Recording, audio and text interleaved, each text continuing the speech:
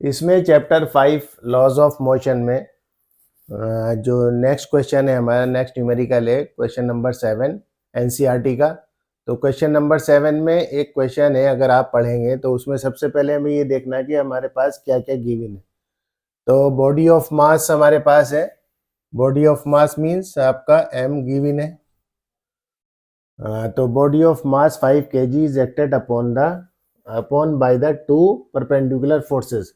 दो फोर्सेस इस पर काम कर रही है, कोई बॉडी है। फॉर एग्जांपल हमें समझने के लिए करना पड़ेगा कि कोई बॉडी हमारे पास ऑब्जेक्ट है जिस पर दो परपेंडिकुलर फोर्सेस लग रहे हैं डायरेक्शन में।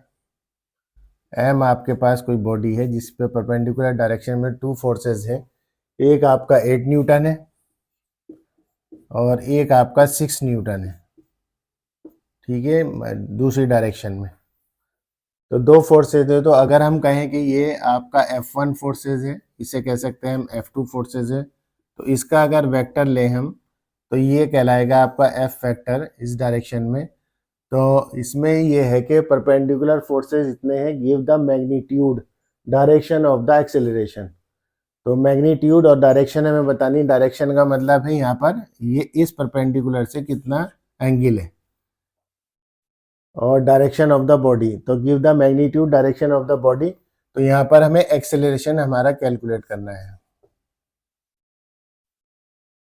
तो दो फोर्सेज है हमारे पास, फोर्सेज मतलब F1 और आपका F2, और हमें कैलकुलेट करना है इसका थीटा एंगल, और हमें चाहिए आपका एक्सेलरेशन। दो चीज़ें हमें कैलकुलेट करनी है इसमें। एक कोई बॉडी है जिस पर दो परपेंडिकुलर हमारे पास फोर्सेज हैं।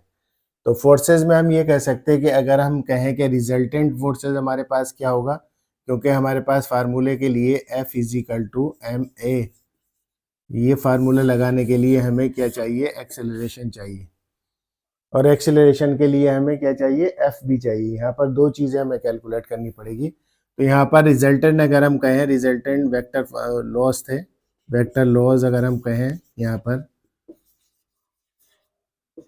वेक्टर लॉज में हम कह सकते हैं कि F is equal to under root 8 square plus 6 square. तो रिजल्टेंट हमारे पास आ जाएगा ये 64 प्लस 36 इजिकल टू 100, और ये हो जाएगा आपका रूट से बाहर, ये हमारे पास वैल्यू हो जाएगी 10।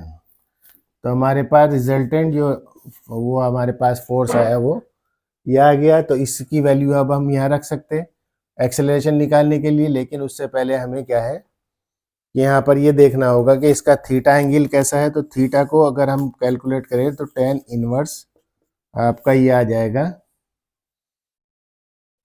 मास कितना है हमारे पास, वो होगा -F2/F1।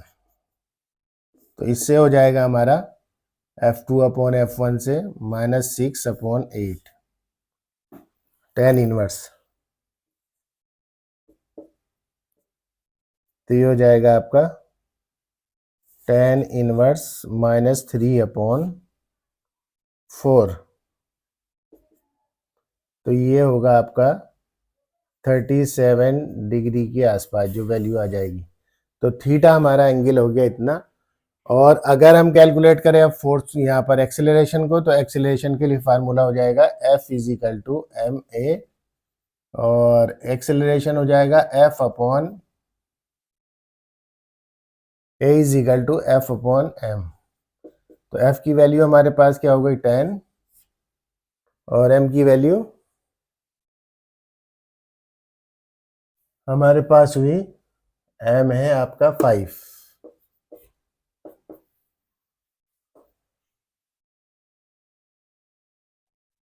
तो रिजल्टेंट हो गया हमारे पास 2 मीटर पर सेकेंड स्क्वायर।